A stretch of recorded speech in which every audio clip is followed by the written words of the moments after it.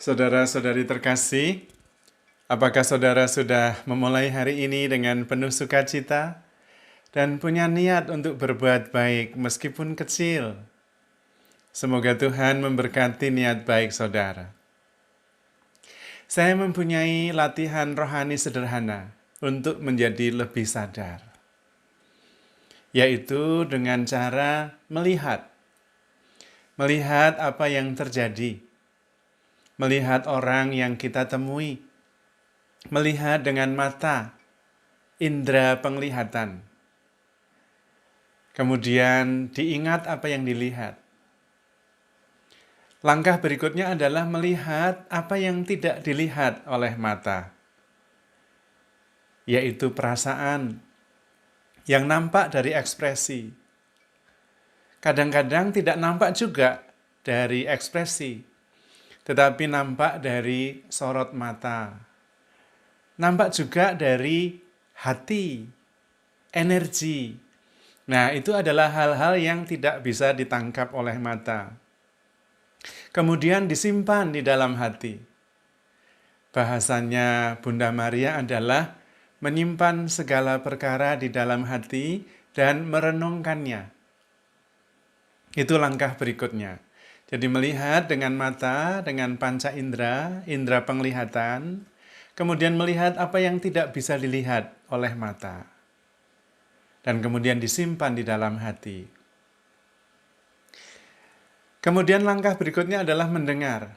Mendengar apa yang dikatakan, mendengar ekspresi, ungkapan yang terungkap dengan suara, belum tentu kata-kata, dan mendengar apa yang tidak terungkap dengan suara.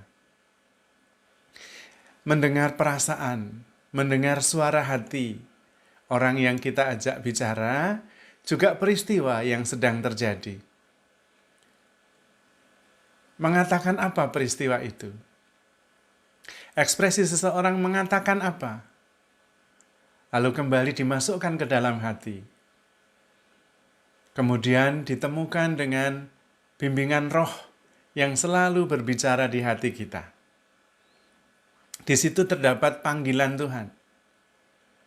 Apa yang Tuhan kehendaki melalui yang kita lihat dengan indera penglihatan, yang kita dengar dengan indera pendengaran, dan yang kita lihat serta kita dengar dengan hati kita. Di situ ada panggilan Tuhan, apa yang Tuhan kehendaki. Kemudian kita bisa menemukan bimbingan Roh Kudus yang pasti bergerak dan berbicara. Kemudian kita bisa mengambil keputusan berdasarkan bimbingan Roh yang selalu membesarkan hati, membuat kita menjadi lebih tenang, membuat kita lebih berpengharapan, membuat kita lebih percaya diri. Ini adalah sebuah latihan kesadaran dan latihan bersentuhan dengan suara hati kita sendiri yang jarang kita dengarkan. Latihan ini membuat kita menjadi lebih sadar, melihat secara lebih luas, baik yang tertangkap oleh indera maupun yang tidak tertangkap oleh indera kita. Latihan ini juga disebut dengan latihan discernment pribadi.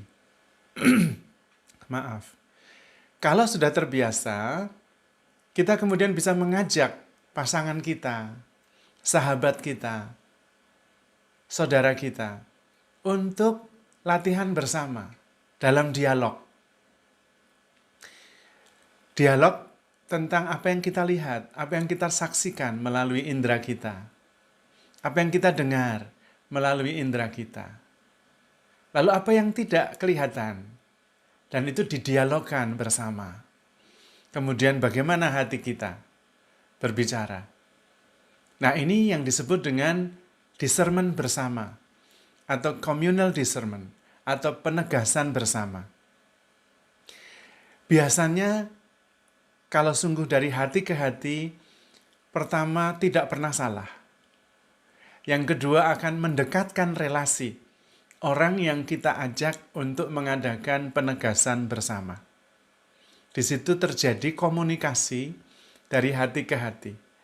terjadi kesatuan antara kesadaran dengan kesadaran.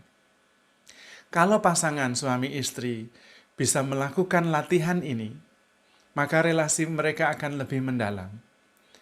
Komunikasi mereka lebih dari hati, dari batin, bukan sekedar tukar informasi, tetapi juga tukar perasaan, bahkan tukar hati, apa yang dirasakan oleh hati masing-masing. Dan itu sangat menyatukan dan memperdalam relasi. Memang tidak mudah, tetapi sangat menyembuhkan dan sangat menyatukan. Demikian juga dengan sahabat, dengan teman. Karena kemudian di situ kita bertemu dengan Tuhan sendiri yang bertahta di hati kita. Maka sebetulnya kalau Tuhan mengatakan, barang siapa 2-3 orang berkumpul dalam namaku, aku ada di tengah-tengah kalian. Itu maksudnya. Bukan sekedar berkumpul, bukan sekedar melihat dan mendengar melalui panca indera, tetapi juga melihat dan mendengar apa yang dirasakan di dalam hati. Di situ Tuhan hadir. Dan kalau Tuhan hadir, Tuhan akan membimbing, mengarahkan, menghibur, dan membesarkan hati. Buah-buahnya adalah kesatuan.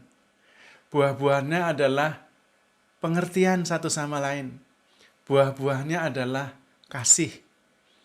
Buahnya adalah hormat dan cinta, baik kepada sesama maupun juga kepada Tuhan. Latihan ini sederhana dan sebetulnya tidak sulit untuk dilakukan. Hanya memang pada awalnya tentu membutuhkan perjuangan. Namun sebetulnya kita mempunyai kesadaran yang sama. Kita juga mempunyai bahasa hati yang sama, di mana Tuhan bertahta di sana. Maka pasti bisa. Dengan lebih sering mengadakan latihan ini, kita lebih bersahabat dengan diri sendiri, lebih mengenali gerakan-gerakan hati kita, dan kalau kita lakukan bersama, kita menjadi lebih mengerti apa yang dirasakan, apa yang dipikirkan, apa yang bergejolak di hati pasangan, sahabat maupun saudara kita. Karena Tuhan ada di dalam hati kita, ada di dalam hati saudara-saudara kita. Dan Tuhan yang sama itu, yang menyatukan, yang membimbing, yang membesarkan hati. Maka, saudara-saudari terkasih, mari kita melatih kesadaran ini, latihan sederhana ini. Dan yakin bahwa Tuhan akan membimbing kita. Karena Tuhan sangat mengasihi kita. Maka handle yourself with care, because you are loved. Tuhan memberkati.